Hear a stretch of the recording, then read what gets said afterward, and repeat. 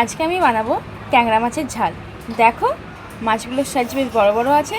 তো চলো শুরু করা যাক। মাছগুলোর মধ্যে আমি নুন হলুদ মেখে নেব। তার জন্য আমি দিয়ে দিলাম নুন, দিয়ে দিচ্ছি হলুদ গুঁড়ো, আর দিয়ে দেব সামান্য পরিমাণ কাঁচা সর্ষের তেল। এবার আমি মাছগুলো ভালো করে মেখে নেব। মাছগুলো মাখা হয়ে গেছে। এদিকে আমি গ্যাসের মধ্যে কড়াই বসিয়ে দিয়েছি। এবার আমি দিয়ে দেব সর্ষের তেল। তেলটা গরম হয়ে গেছে। এবার আমি একে একে মাছগুলো দিয়ে দেব। তোমরা মাছগুলো এরকম একটা একটা করে দিয়ে ভেজে নেবে।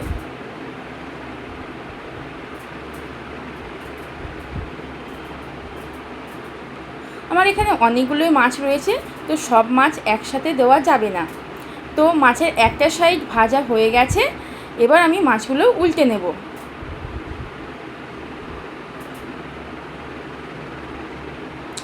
মাছগুলো উল্টে নিলাম। দেখো মাছগুলো ভাজা হয়ে গেছে। এবার আমি মাছগুলো সব তুলে নেব।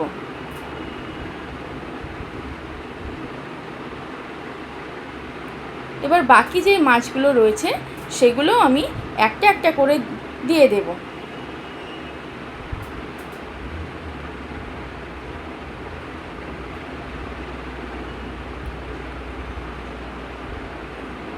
বাকি মাছগুলো আমার সব দেওয়া হয়ে গেছে। এগুলো আমি ভেজে নেব। মাছগুলো ভাজা হয়ে গেছে। এবার আমি তুলে নেব।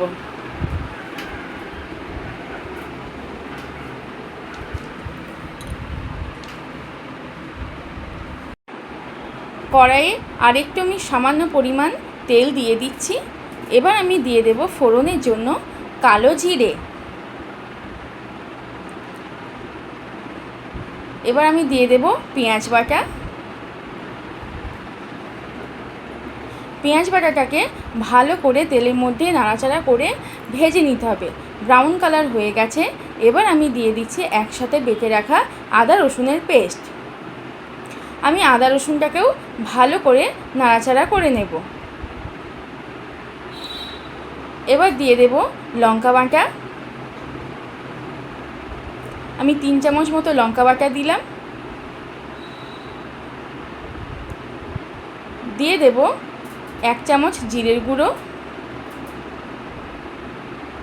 1 চামচ ধনের গুঁড়ো, আর কালারের জন্য দিয়ে দিচ্ছি আমি হলুদ গুঁড়ো আর কাশ্মীরি লঙ্কার গুঁড়ো। এবার আমি সব মশলাটাকে ভালো করে নাড়াচাড়া করে নেব।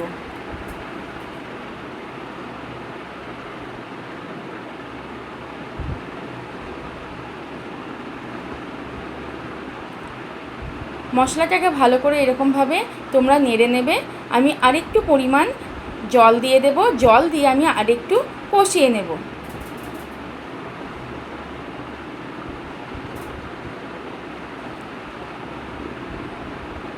দেখো মশলা থেকে তেল ছেড়ে গেছে, মশলা কষানো হয়ে গেছে।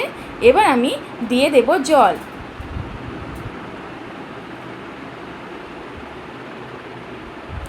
জলটা দিয়ে আমি ভালো করে নাড়াচাড়া করে নেব।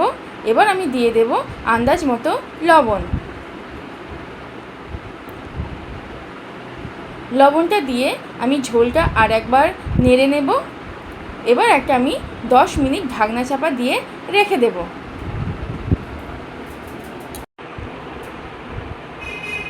ঝোলটা ফুটে গেছে। এবার আমি একে একে মাছগুলো সব দিয়ে দিচ্ছি।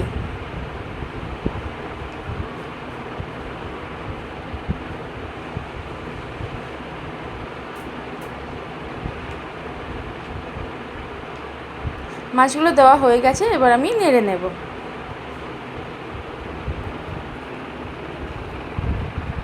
মাছগুলো দিয়ে আমি 5 মিনিট ফুটতে দিয়েছিলাম। তো মাছটা হয়ে গেছে।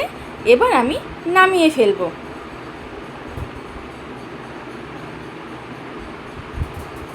ট্যাংরা মাছের ঝাল আমার হয়ে গেছে। তো কেমন হয়েছে তোমরা সবাই আমাকে জানিও। চলো দেখা হবে আবার অন্য কোনো নতুন রেসিপি নিয়ে।